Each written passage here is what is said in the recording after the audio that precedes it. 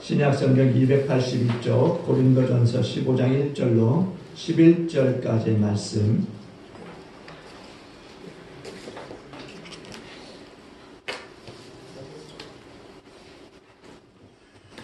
고린도전서 15장 1절로 11절 한 절씩 나누어서 보도록 하겠습니다. 15장 1절로 11절 한 절씩 교독하도록 하겠습니다. 제가 먼저 1절 하겠습니다. 형제들아, 내가 너에게 전한 복음을 너희에게 알게 하노니 이는 너희가 받은 것이요 또 그 가운데 선 것이라. 너희가 만일 내가 전한 그 말을 굳게 지키고 헛되이 믿지 아니하였으면 그로 말미암아 구원을 받으리라. 내가 받은 것을 먼저 너희에게 전하였노니 이는 성경대로 그리스도께서 우리 죄를 위하여 죽으시고 장사진과 저주가 성경대로 사람만에 다시 살아나사 게바에게 보이시고 후에 12 제자에게와 그 후에 500여 형제에게 예수를 보셨더니 그 중에 지금까지 달려서는 살아있고 어떤 사람은 잠들었으며 그 후에 야고보에게 보이셨으며 그 후에 모든 사도에게와 매년에 만삭되지 못하여 다른 자들에게도 보이셨으나 나는 사도 중에 가장 작은 자라. 나는 하나님의 교회를 박해하였으므로 사도라 칭함받기를 감당하지 못할 자니라. 그러나 내가 나린 것은 하나님의 은혜로 것이니 내게 진실을 내가 내게 아니하여 내가 모든 사도보다 많이 수고하였으나 내가 한 것이 아니요 오직 나와 함께 하신 하나님의 은혜로라. 함께 하십니다. 그러므로 나나 그들이나 이같이 전파하며 너희도 이같이 믿었느니라. 아멘. 우리 주님께서 죽음을 이기시고 부활하셨습니다. 한번 인사합니다. 우리 주님 부활하셨습니다. 우리 주님 부활하셨습니다. 그냥 부활하신 것이 아니라 죽음을 당하시고 그 가운데 3일 동안 잠들어 계시다가 부활하셨습니다. 우리가 이렇게 정말 기쁜 날을 맞이한 것입니다. 다시 한번 인사합니다. 우리 주님 부활하셨습니다. 우리 주님 부활하셨습니다. 우리가 재난병원을 보게 되면 죽음을 앞둔 사람들의 이 여러 가지 모습들을 우리가 보게 됩니다. 20년이 조금 넘었는데요. 제가 필리핀에 있을 때 처음 가서 본 영화가 타이타닉이 아닌가 하는 그런 생각이 듭니다. 사모가 먼저 봤는지 아니면 같이 봤는지 아니면 혼자 봤는지는 잘 모르겠습니다. 기억이 잘 안 나서. 근데 이 타이타닉을 보게 되면은 정말 여러 가지 이 사람들의 모양이 나오게 됩니다. 서로 먼저 살아야 한다라고 다른 사람을 밀치는 사람이 있는가 하면은 어린아이를 버리고 보트에 올라타는 사람도 있고 심지어는 총으로 사람을 쏘아 죽이는 사람이 있고 또 어떤 사람은 한 명을 더 태웠다가는 이 보트가 정말 이 보트에 탄 사람이 다 죽을 것이다 라고 그렇게 구절청을 매몰차게 뿌리치는 그런 사람들도 있었습니다. 그러니까 아비규환의 이 현장 속에서 정말 배후의 악단 중에 한 사람이 등장하면서 먼저 연주를 시작하는 거죠. 많은 주의 사람들이 정말 이 죽음을 어떻게든 벗어나려고 발버둥치는 그 상황 속에서 한 사람이 나와서 연주를 하기 시작합니다. 그러다 나중에 몇몇 사람은 다시 그 연주에 합류하게 돼요. 근데 그들의 모습을 보면은 전혀 죽음이 두렵지 않은 것 같아요. 그리고 그들 뒤로는 많은 사람들이 여전히 잠시라도 더 살려고 발버둥치면서 그렇게 아비규환의 현장을 만들고 있습니다. 그럼에도 불구하고 아무도 그들의 노래를 들어주는 사람이 없었던 거죠. 그럼에도 그들은 그 연주를 멈추지 않습니다. 그들의 연주곡은 정말 영혼을 담은 그런 연주와도 같았어요. 여러분 그 연주의 그 찬양을 기억하십니까? 내 죄를 가까이 하게 함은 십자가 진 같은 고생이나 내 일생 소원은 늘 찬송하면서 주께 더 나아가기 원합니다. 아멘. 악단이 연주하던 이 마지막 곡이에요. 영화 속 카메라는요, 그 아비규환 속에서 이제 공포에 떨고 조금이라도 더 발버둥치는 그런 사람들을 조명하는 것이 아니라 이제는 그 음악을 따라서 새로운 모습의 사람들을 비춰주게 됩니다. 근데 물이 발 아래까지 차서 이제 방 안에 조금 있으면 물이 밀려들어와 다 죽을 판에 있는데 이제 한 어머니가 어린 아이들을 꼭 안고서 행복의 나라에서 아름답게 살 수 있을 것이다, 그렇게 속삭이는 그 모습이 등장하는가 하면은 침대 위에 두 손을 포개놓고 한 손은 이제 서로가 꼭 잡은 노부부의 모습이 또 등장하기도 하고, 그러면서 계속적으로 아름다운 연주가 이제 들려지게 됩니다. 죽음을 앞둔 이 타이타닉호의 이 두 가지의 모습을 우리가 볼 수 있는 거예요. 그들에게는 죽음이 끝이 아닌 것처럼 보입니다. 악단의 단원들이 가라앉는 이 타이타닉 위에서 어떤 순간에도 평안한 그 얼굴로 찬송가를 연주할 수 있었던 이유가 과연 어디 있을까? 삶에 위협받는 그 순간에 정말 그들은 왜 그렇게 당당하게 연주할 수 있었을까? 여러분 물을까요? 어느 날 갑자기 문득 죽음이 여러분들을 찾아온다면 어떻게 하시겠습니까? 그때 여러분이라고 하면 어떤 심정을 그렇게 들겠습니까? 죽음이 어떤 이들에게는요 끝이라고 생각하고 있습니다. 하지만은 예수 그리스도는 죽으실 뿐만 아니라 사흘 만에 무덤을 비우고 다시 부활하신 줄로 믿습니다. 죽음을 앞에 두고 계셨지만, 아니 죽으셨지만, 그러나 그 죽음을 이기시고 부활하셨어요. 담담하고 의연할 수 있는 이유, 그러면서 하루하루를 부푼 길로 살 수 있는 이유, 그것은 바로 부활의 소망이 있기 때문인 줄로 믿습니다. 이 부활의 소망을 가진 자는 잠잘 때마다 사랑하는 사람들에게 잘 자라고 인사할 수 있는 것입니다. 삶에 쫓기고 불투명한 장래의 일들과 모진 시련 앞에서도 우리들은 여전히 평안으로 살 수 있는 그 비밀이 어디 있느냐? 바로 예수의 이 부활이 우리 가운데 있기 때문인 줄로 믿습니다. 이런 기쁨의 이 소식을 전하는 날, 먼저는 죽음을 이야기하지 않을 수 없어요. 죽음을 떼어놓지 않고서는 이 부활을 설명할 수가 없는 거죠.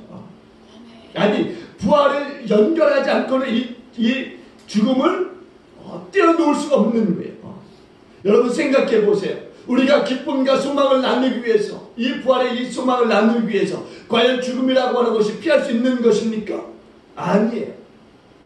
모리와 함께한 화요일이라고 하는 이 책에서요, 이제 운동세포가 완전히 파괴되어서 이제 불치병을 앓고 있는 이 모리라고 하는 이 노교수가 등장합니다. 그러면서 이 노교수와 함께 매주 화요일마다 이야기를 나누는 한 청년이 등장해요.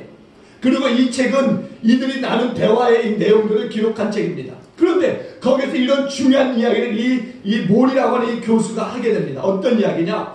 사람들은 모두가 죽는다고 하는 것을 알고는 있지만은 자기가 죽는다고 하는 것을 믿는 사람은 아무도 없다라는 거예요. 그러면서 또 이어서 하는 말이, 만일 자기가 죽는다고 하는 것을 진실로 믿는다면은 사람들은 바뀔 수밖에 없다, 이렇게 이야기합니다. 여러분, 정말 우리들의 이 의식에 대한 이 부분을 너무나 잘 지적해주고 있는 말 아닙니까? 죽음을 남의 이야기처럼 듣는 사람들이 얼마나 많이 있습니까? 그런 사람들에게 예수의 부활을 아무리 이야기해도 그들이 예수의 부활을 믿겠습니까? 그렇지 못하는 거죠. 죽음이 이기는 것이라고 하는 이 사실을 겸손한 자세로 받아들이는 사람에게 있어서 예수님이 다시 사셨다고 하는 이 말은요, 엄청난 기쁨이고 소망이 될 수밖에 없는 것입니다. 죽음은 아무도 고약할 수 없는 것이고 또한 현실입니다. 기분이 좋다 나쁘다 뭐 이런 말로서 표현할 수 있는 것들이 아니라는 거예요. 필립 얀시라고 하는 사람이요, 내가 알지 못했던 예수라고 하는 책을 썼어요. 근데 그가 왜 예수의 이 부활에 관심을 갖게 됐느냐라고 하는 이유를 이 책에 아주 자세하게 기록했는데요. 죽은 자가 다시 살았으면 하는 그런 바람 속에서 이 책을 썼다라는 거예요. 그런 마음이 자기의 마음속에 너무 강했던 거예요. 죽은 자가 다시 살 수 있으면 하는 이 마음 때문에 예수께서 사흘 만에 부활했다고 하는 것이 귀에 번쩍 들어오는 그런 메시지였다라는 겁니다. 그는 그 책에서요, 세 명의 친구를 잃은 그 슬픔에 대해서 기록하고 있어요. 한 친구는 나이에 비해서 일찍 은퇴한 사람이었는데 어느 날 아내와 이 저녁을 좋은 식당에서 이제 하고 나서 이제 차에 타려고 하는 가운데 갑자기 심장을 붙잡고 윽하고 쓰러진 거예요. 그리고 그 자리에서 세상을 떠나버리고 말았습니다. 그리고 또 한 친구는 40대에 있는 믿음이 좋은 여인이었어요. 근데 교회에서 이제 모이는 이 선교에 참석하고자 이제 짙은 안개가 깔려있는 그 길을 운전하면서 가고 있는데 뒤따라오던 유저차가 그만 이 앞에 있는 이 차를 보지 못하고 그냥 달려버려서 사고가 난 것입니다. 그리고 불이 나서 그 자리에서 이 믿음 좋은 이 부인도 죽은 거예요. 또 한 친구는 건장한 친구인데 미시건 호수에서 이제 스쿠버 다이빙을 하다가 심장마비로 이 친구 또한 세상을 떠나고 말았습니다. 그러니까 한 해에 3명의 절친한 친구들이 그만 세상을 떠나게 된 거예요.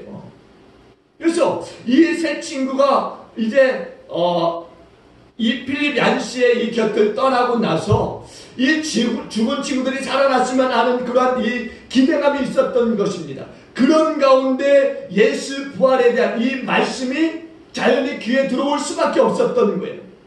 우리도 마찬가지입니다.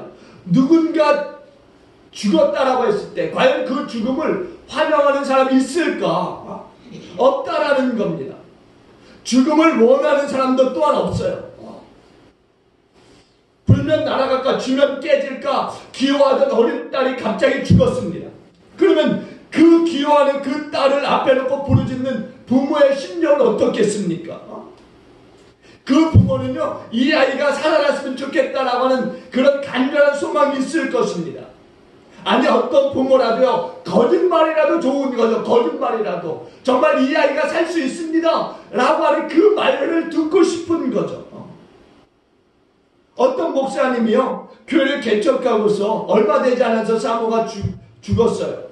그래서 그 목사님이 그 시즌을 앞에 놓고 기도합니다. 안수해요. 일어나라고 그렇게 부르짖습니다. 근데 일어나지 않아요. 이와 같은 이 죽음에 대해서 우리 인간의 한계를 여실히 볼 수 있다라는 것입니다. 아무리 좋은 계획들, 아무리 어떤 그 좋은 일들을 추진한다 할지라도 그 사람이 죽으면은 대개가 끝이 나는 거예요. 근데 오늘 우리가 성경을 봐요. 성경이 무엇이라고 말씀하고 있는지 아십니까? 만왕의 왕 예수께서 죽음을 깨뜨리시고 바로 무덤에서 사흘 만에 부활하셨다 이렇게 말씀하고 있어요. 사랑하는 교회 여러분, 오늘 고린도전서 15장은 부활의 장입니다. 부활을 맞이하고 보고 또 들었던 사람들의 그 이야기들이 있어요. 그래서 우리가 이 고린도전서 15장을 볼 때마다 다시 한번 우리 주님의 이 부활하심을 우리 마음 가운데 새길 수 있는 것입니다. 요한복음 3장에도 보시면은요, 예수님께서 니고데모에게 땅의 일을 말하여도 믿지 못하거든 하물며 하늘의 일을 말하면은 믿을 수 있겠느냐 이렇게 이야기해요. 그러면 땅의 일이 뭐냐? 바로 땅의 일은 그런 겁니다. 사람이 거듭나야 천국에 갈 수 있다. 물과 성령으로 거듭나지 아니하면은 하나님에 들어갈 수 없다라는 이야기예요. 그러면은 하늘의 일은 뭐냐? 온 만물을 지으시기 전에 이미 삼위일체의 이 하나님께서 예수를 이 땅에 이제 보내셔서 십자가에서 죽게 하시고 부활하심으로써 그를 믿는 자를 구원하시는 그 일들을 말씀하는 거예요. 그래서 부활이라고 하는 것은 절대로 우연이거나 어떤 우발적인 사건이 아니라는 것입니다. 하나님의 구원의 계획에 있던 거예요. 온통 성경은요, 이 말씀을 하고 있는 거예요. 인간이 범죄한 직후에 하나님께서 아담에게 약속하신 말씀이 뭔지 기억하십니까? 이런 말씀이에요.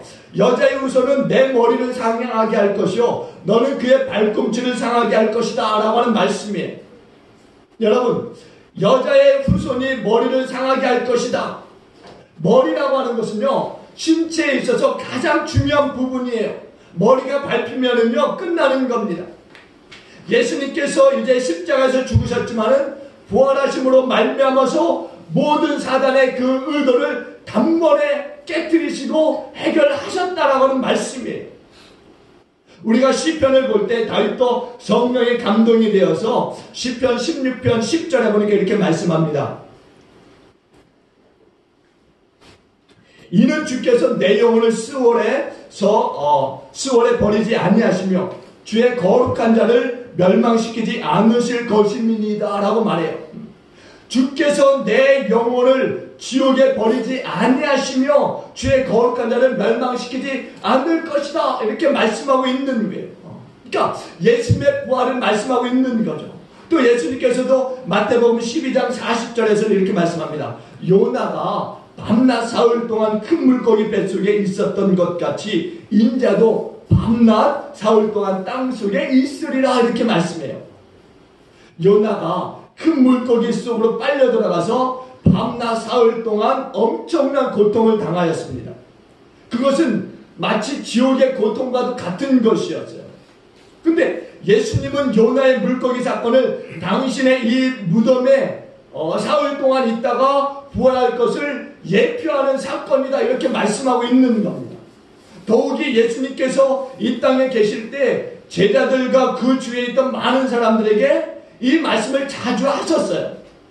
물론 제자들은 그 의미에 대해서 잘은 몰랐지만 나중에 성령의 역사하심을 통해서 이 사실을 힘있게 믿고 또한 힘있게 전했던 것을 우리가 볼 수 있습니다. 또 예수님이 부활하셨다고 하는 그 증거는요, 많은 사람들이 우리에게 말씀하고 있는 거예요. 약 500명이 넘는 사람들이 예수님께서 부활하셨다고 하는 것을 목격하는 거죠. 오늘 7절을 한번 볼까요? 7절 한번 7절 봅니다. 아니 5절부터 한번 볼게요. 5절부터 8절까지 한번 보십시다. 5절부터 8절까지 누가 이 예수님의 부활을 목격했는지 한번 봅니다. 5절부터 함께 봅니다. 시작. 게바에게 보이시고 후에 12 제자에게와 그 후에 500여 형제에게 일시에 보이셨나니 그 중에 지금까지 대다수는 살아있고 어떤 사람들은 잠들었으며 야고보에게 보이셨으며 그의 모든 사도에게와 맨 나중에 만삭되지 못하여 난자 같은 내게도 보이셨느니라. 아멘. 여러분,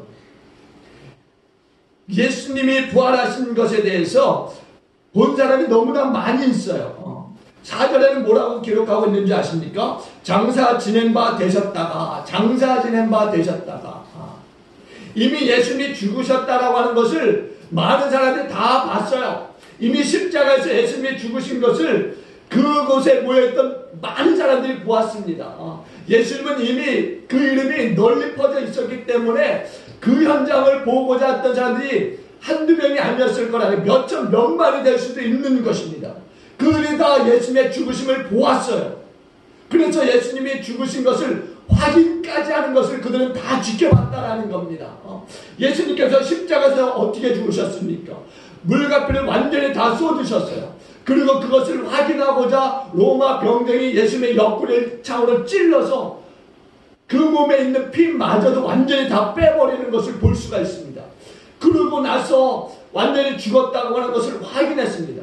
그런데 그 십자가에서 죽은 사람의 이 마지막은 어떻게 하느냐? 죽은 것을 다시 한번 하기 위해서 십자가에서 내려서 다리를 꺾어버리는 일이 있었다는 겁니다. 그런데 예수님의 다리는 꺾지 않았어요. 왜?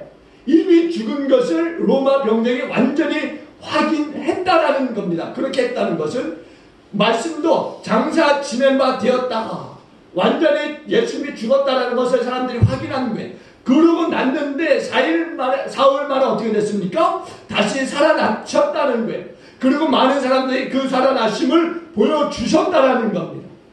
500여 사람들에게 보여주셨고 또한 야고보에게 보여주셨고 사도에게도 보이셨고 또 바울에게도 보여주셨다라고 말씀하고 있어요. 그런데 여러분 여기에 야고보라고 하는 이 사람이 누구냐?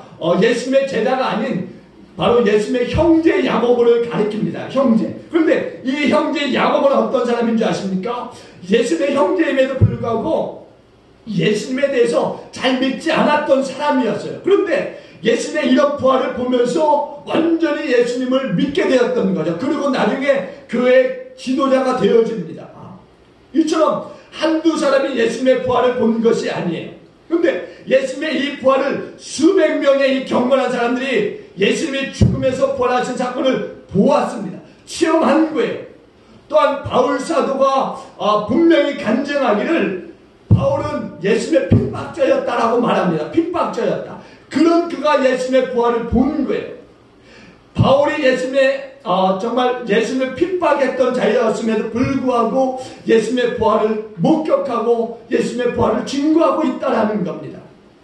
바울이 어떤 사람입니까? 예수 믿는 사람들을 죽이고자 했던 사람이었어요. 아니 이미 한 사람을 죽였던 사람이에요. 스데반을 죽인 사람입니다.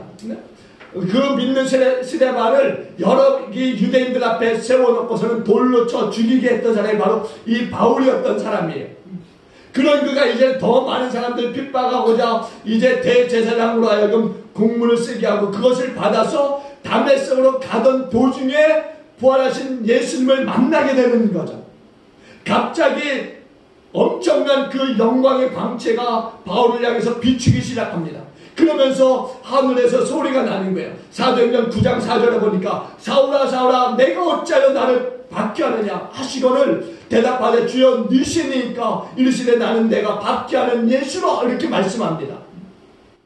그리고 이 사건을 통해서 사울이었던 사람이 바울로 바뀌어지는 역사가 나타났던 것입니다.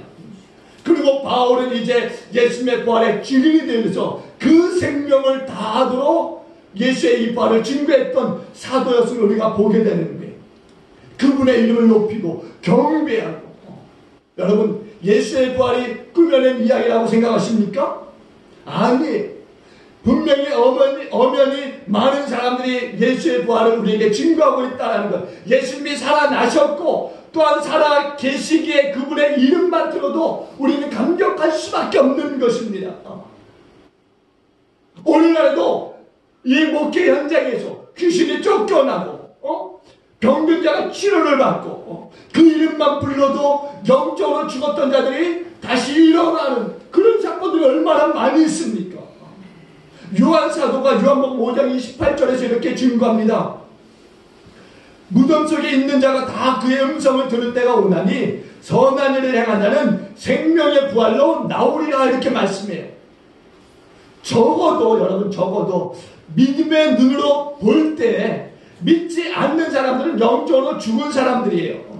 그런데 오늘 예수님의 음성을 듣고 살아난다 이렇게 이야기하고 있어요. 영적으로. 여러분 우리가 오늘 이 말씀을 통해서 다시 한번 나의 예수 죽으시고 부활하신 이 예수를 다시 한번 믿고 확신하시고 그분과 함께 하시길 주님으로 축원드립니다. 한번 인사합니다. 옆에 있는 분들 예수 부활하셨습니다. 예수 부활하셨습니다. 다시 한번 인사합니다. 예수 부활하셨습니다. 예수 부활하셨습니다. 예수의 부활이 우리에게 주는 소망은 다시 산다라는 거예요. 다시 산다. 성경에 얼마나 많은 사람들이 살아남는 줄 모릅니다. 여러분 얘기할까요? 수냄 여인의 아들이 살아났고요. 야이로의 딸이 살아났고요. 나사로, 나인성의 과부의 아들 등등. 그러나 이들이 살아났지만 또한 죽었어요. 그런데 살아나셨다가 죽지 않은 분 한 분이 계십니다. 누구십니까? 예수님이세요. 맞습니다. 하나님께서 예수님을 죽음에서 일으키셨기 때문에 그런 거예요. 이게 놀라운 사건이 아닙니까? 하나님은요 죽은 예수님을 살리셨어요.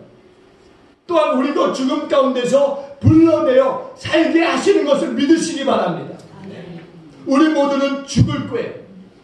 우리는 분명히 죽을 것입니다. 세상에 오는 순서는 있어도 가는 순서는 없다라고 이야기를 여러분 하지 않습니까? 예수님이 빨리 오시지 않는 이상은 여기에 계신 저와 여러분 모두는요 다 죽을 것입니다. 그러나 예수님의 이 부활은 우리에게 소망이 되는 줄로 믿습니다. 저도 살 수 있고 여러분도 살 수 있다는 이야기예요. 다시 살아날 수 있다라고 하는 것입니다. 이 놀라운 소식이 오늘 15장에 기록되어져 있는 말씀이에요. 그렇다면은 이 말씀을 우리가 볼 때, 이 말씀을 들을 때 우리의 마음이 뭉클하지 않습니까? 그렇지 않아요, 여러분? 다시 살 수 있다라고 하는 것, 이게 얼마나 가슴 뭉클한 소식입니까? 어떤 분들은요, 주식을 하면서 주가가 올라가면은 엄청 좋아요. 그러나 주가가 떨어지면 어떻게 해요? 가슴이 철렁합니다. 여기 로또 방이 있는데 3회가 1등이 나왔어요. 그 1등이 된 사람이 누군지 모르겠습니다. 그러나 그 1등 된 사람이 얼마나 기뻤을까. 그것을 보는 순간 1등 되는 그 숫자를 다 맞히는 순간 그 마음이 어땠을까. 아마 흥분의 그 도가니 속에서 아마 그 흥분을 자기 혼자 엄청나게 누렸을 것 같아요.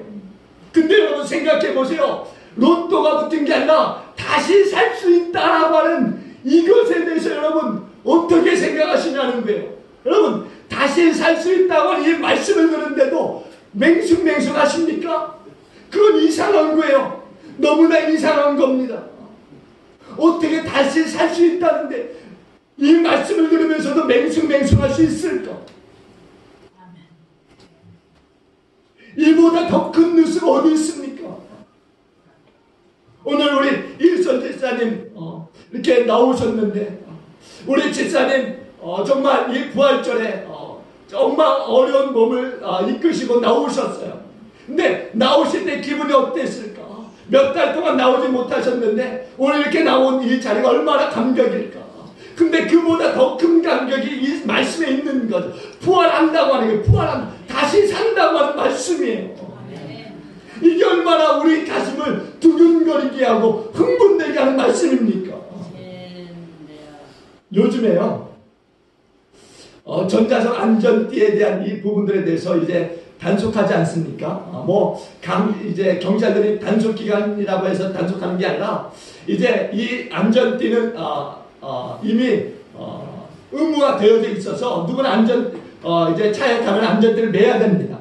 그런데 저도 이제 차를 운전하다가 보니까 가끔은 안전띠를 안 할 때가 있어요. 그냥 넘어갈 때가 있습니다. 그런데 그렇게 안전띠를 안 매고 그냥 운전하고 가다가 경찰차가 옆에 쑥 지나가면은 갑자기 마음이 철렁해서 그 사람이 나를 보지도 않았는데 안전띠를 그냥 소스라치게 매는 저를 발견합니다. 가끔 그래요. 경찰이 와서 세우고 안전띠 안 맸으니까 딱지 떼겠습니다 이러지 않는데도 불구하고 옆에 경찰차가 지나가기만 하면 갑자기 안전띠에 손이 가서 안전띠를 매는 저 자신을 발견합니다. 여러분 이렇게 경찰차만 봐도 놀라는데 만일 우리가 부활의 이 소망 확신이 없이 주님 앞에 서게 된다면 어떻게 될까? 갑자기 여러분들이 갑자기 죽어서 주님 앞에 서게 된다면 어떻게 되겠습니까? 아마 소스라치게 놀라게 될 거예요. 내가 왜 이 부활을 믿지 못했을까? 내가 다시 산다고 하는 이것에 대해서 내가 확신하지 못했을까? 여러분 죽어도 다시 사는 소망이 있으십니까? 이것이 여러분의 가슴을 울렁거리게 하고 있습니까? 이것 때문에 기꺼이 여러분의 모든 것을 주님 앞에 들을 수 있겠습니까? 여러분 이성이나 문화나 교육이나 어떤 제도나 법이나 어떤 물질 명예 권세 이것이 부활을 주는 게 아니에요. 오직 죽음에서 부활하신 주님만이 우리에게 부활의 소망을 줄 수 있는 것을 믿으시기 바랍니다. 두 번째는요 우리의 믿음과 구원이 보장되어 있다라는 거예요. 베드로전서 우리가 1장 3절과 4절에 보면 이렇게 말씀합니다. 우리 주 예수 그리스도의 아버지 하나님을 찬송하리로다. 그의 많으신 긍휼대로 예수 그리스도의 죽은 자 가운데서 부활하게 하심으로 말미암아 우리를 거듭나게 하사 산소망이 있게 하시며 썩지 않고 더럽지 않고 쇠하지 아니하는 유업을 입게 하시나니 곧 너희를 위하여 하늘에 간직하신 것이다 이렇게 말씀해요. 그러면서 이어서 1장 6절로 7절에서는 이렇게 말씀합니다. 그러므로 너희가 이제 여러 가지 시험으로 말미암아 잠깐 근심하게 되지 않을 수 없으나 오히려 크게 기뻐하는도다. 너희 믿음의 확실함은 불로 연단하여도 없어질 금보다 더 귀하여 예수 그리스도께서 나타나실 때 칭찬과 영광과 존귀를 얻게 하려 하십니다. 이렇게 말씀하고 있어요. 예수님의 부활이 있으므로 우리의 믿음이 보장되는 줄로 믿습니다. 또한 구원의 능력이 되는 줄로 믿습니다. 예수님의 이 부활로 우리는 저 영원한 그 하나님의 나라에 대한 산소망을 가지게 된 줄로 믿습니다. 이 부활의 소망 때문에 이 땅에서 고난을 당하지만은 시련을 당하지만 우리는 넉넉히 이기는 줄로 믿습니다. 왜? 부활의 소망이 있기 때문에. 절대로 이 믿음은 식어지지 않을 거예요. 왜? 부활의 소망이 있기 때문이죠. 불로 연단하여도 없어질 금보다 더 귀한 것, 이것이 부활의 소망인 줄로 믿습니다. 여러분, 오늘 고린도전서를 쓴 이 바울은요, 이 부활에 대해서 꾸며낸 이야기가 아니다. 증인들을 분명하게 여기에 출석시키고 있는 거예요. 보세요. 5절로 8절에 분명히 여러 증인들이 등장하고 있지 않습니까? 생각해 보십시오. 바울이 어떤 사람이에요? 바울이 예수를 믿어 이제 부활의 소망을 가지고 살아갔던 사람 아닙니까? 그 사람은요, 예수 만난 이후에 평생을 죽을 때까지 예수 복음 위에서 살던 사람이에요. 그런데 만약에 그렇게 예수 부활을 증거하던 사람이 이 부활이 가짜라고 한다면요, 이 사람의 인생은 어떤 것이었습니까? 완전히 헛것이었다라는 거예요. 근데 이 사람이 또 어떻게 죽은지 아십니까? 평생을 복음 전하다가 감옥에 갇혀서 이제 끌려나와 참수형을 당한 사람이에요. 그러면 생각해 보세요. 만약 예수의 부활이 없다면, 믿음에 대한 이 구원의 보장이 없는 그런 종교를 믿는 사람이었다라고 한다면, 이 바울만큼 또한 이 시대 속에서 예수의 복음 전하다가 죽은 많은 이 믿음의 사람들이 그러면 어떻게 되는 것입니까? 정말 세상 말대로요, 헛되게 살다가 죽었을 뿐이라는 거예요. 그렇지 않습니까? 바울만 그런 겁니까? 우리도 마찬가지 아닙니까? 예수의 부활을 믿지 못한다면 우리가 전하는 복음이 아무 소용이 없는 것 아닙니까? 우리가 죽어도 다시 살 수 있단 말이에요. 이 부활의 소망이 있기 때문에 오늘 이 자리에 나와 있는 것 아닙니까? 이것이 없다면 여기에 있는 저와 여러분들은 세상 말로 바보예요. 바보들이 모여서 예배하는 것뿐이라는 겁니다. 근데 이 소망이 있으니까, 이것에 대해서 확신을 갖고 있으니까 이곳에 나와서 바보라고 하는 소리를 들어도 괜찮은 거죠. 왜? 죽어도 다시 예수님이 부활하셨기 때문인 거예요. 여러분, 예수님의 부활은요, 우리의 믿음의 보장이 되어지는 거예요. 구원의 보장이 되어지고 소망이 되어지고, 세상에서 가장 복받은 사람이고 가장 영광스러운 사람이고 가장 멋있는 사람, 그분들이 저와 여러분인 줄로 믿습니다. 이 소망은요, 썩지 않는 거예요. 썩지 않는, 새하지 않는 겁니다. 이것을 날마다 바라보시면서 살아가시는 저와 여러분들 되길 죄로 축원드립니다. 끝으로요, 부활이 우리의 삶을 보장합니다. 여러분, 요한복음 5장 29절에 보니까는요, 선한 일을 행한 자는 생명의 부활로, 악한 일을 행한 자는 심판의 부활로 나온다, 이렇게 말씀합니다. 여러분, 어떤 사람이 선한 사람이에요? 한번 물어볼까요? 어떤 사람이 선한 사람입니까? 예, 맞습니다. 예수 믿는 사람이 선한 사람인 줄로 믿습니다. 그럼 악한 사람은 누굴까요? 그래, 안 믿는 사람이에요. 성경이 그렇게 얘기하고 있습니다. 선한 일을 행한 자는 생명의 부활로 일어날 사람들이 누구예요? 예수 믿어야만 되는 건 아닙니까?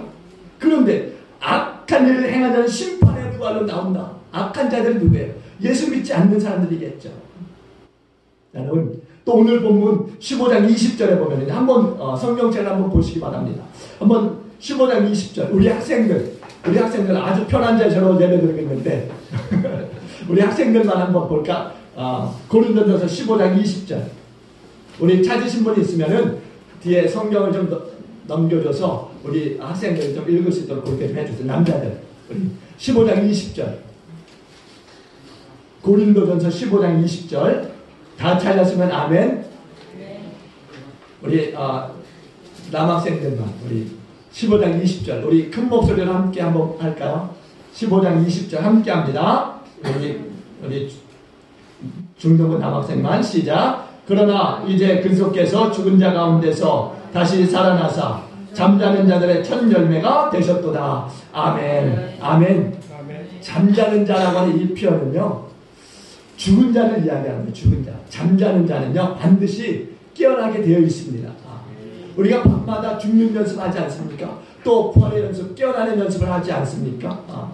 여러분, 반드시 잠자는 자는 깨어나게 되는 줄로 믿습니다.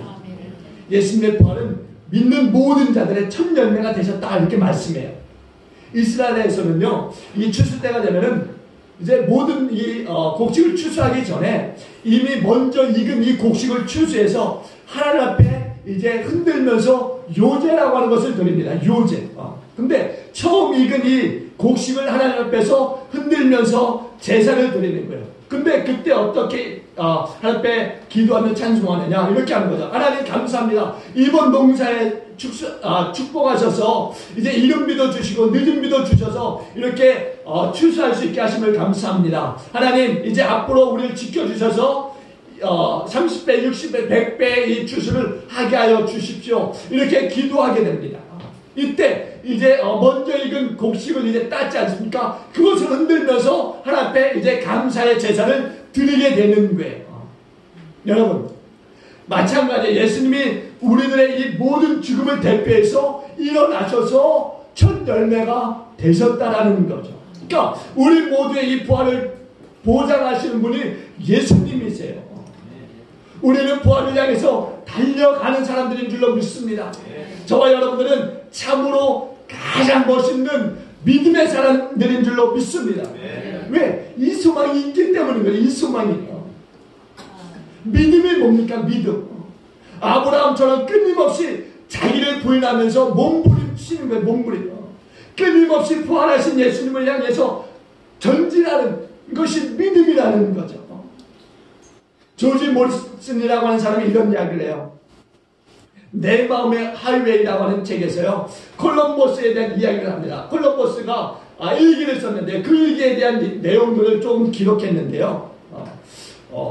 그 일기장에 콜럼버스가 기록한 일기장에서 가장 많이 등장하는 문장이 뭔지 아십니까?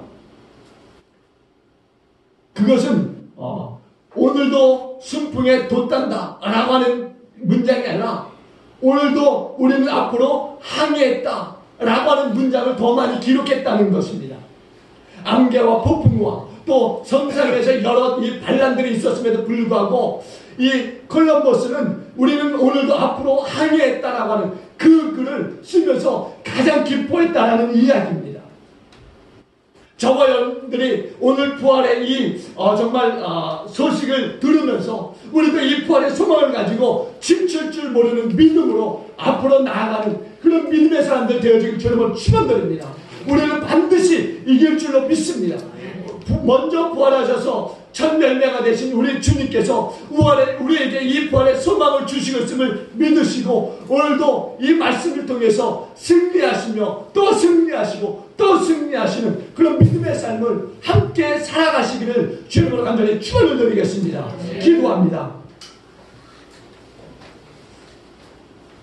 좋으신 하나님 감사합니다. 주님, 잠자는 자들의 첫 열매가 되시어서 일어나시고 우리에게 또 부활의 소망을 주시는 주님 감사합니다. 오늘 우리가 이 고린도전서 15장의 이 말씀을 통해서 예수님의 이 부활의 사건이 정말 많은 사람들에게 보여주고 나타내진 실제 사건이 있음을 보고 우리도 다시 우리의 마음속에 새기는데 정말 우리도 부활의 소망을 가지고 살아갈 수 있게 하시는 것을 감사드립니다. 주님, 이 부활의 소망을 가지고서 우리가 이기는 자로 살게 하시는 것을 감사합니다. 하나님, 정말 이 이기는 자의 삶을 우리가 함께 살면서 하나님께 영광을 올려드릴 수 있도록 도와주시옵소서. 그렇게 인도하여 주실 줄로 믿사옵고 예수님의 귀하신 이름으로 함께 축복하며 기도합나이다. 아멘.